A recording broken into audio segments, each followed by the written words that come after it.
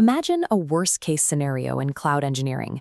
An attacker executes a successful privilege escalation and gains full, unmitigated root read access to a platform's production database.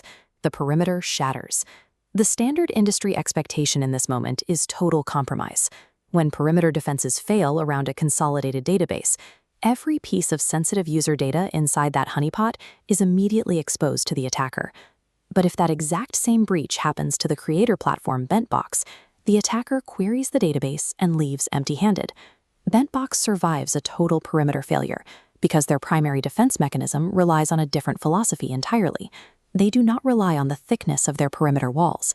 They rely on an architecture defined entirely by what they actively refuse to store. The bedrock axiom driving this platform's design is simple. The safest data is the data you never collect.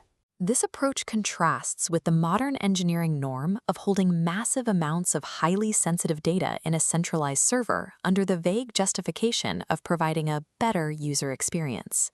For a creator marketplace, the highest risk data falls into three specific categories: the payment credentials, government-issued identity documents, and raw biometric media. To understand how a platform can function without these, we need to deconstruct the BentBox database schema and see exactly how these three vectors are deliberately pushed outside the internal perimeter. We will see that true platform security requires engineering that moves past technical API endpoints, utilizing legal boundaries and structural compartmentalization to neutralize breaches entirely. When an attacker gains root access, their first logical move is to query the payment methods table in search of credit card primary account numbers.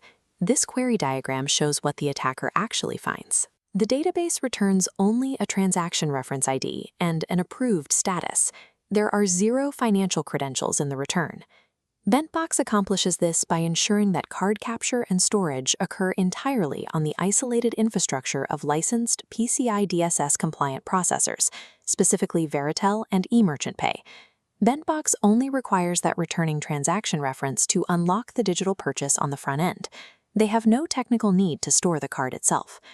On the other side of the ledger, creator payout destinations are similarly isolated from general account data and heavily masked.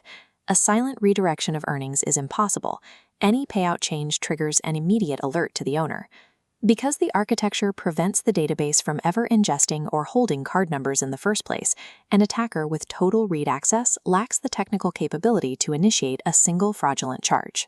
The attacker's second target is personally identifiable information.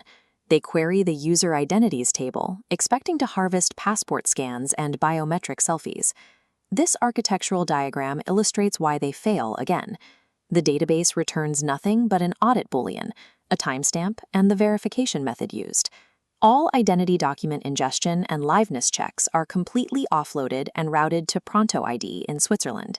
This configuration establishes a strict legal firewall.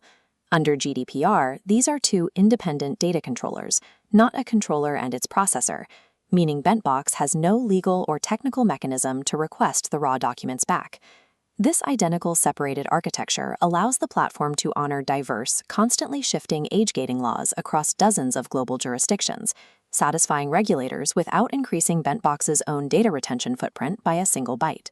By perfectly aligning legal corporate separation with technical database isolation, the platform immunizes itself against identity theft during a systemic compromise.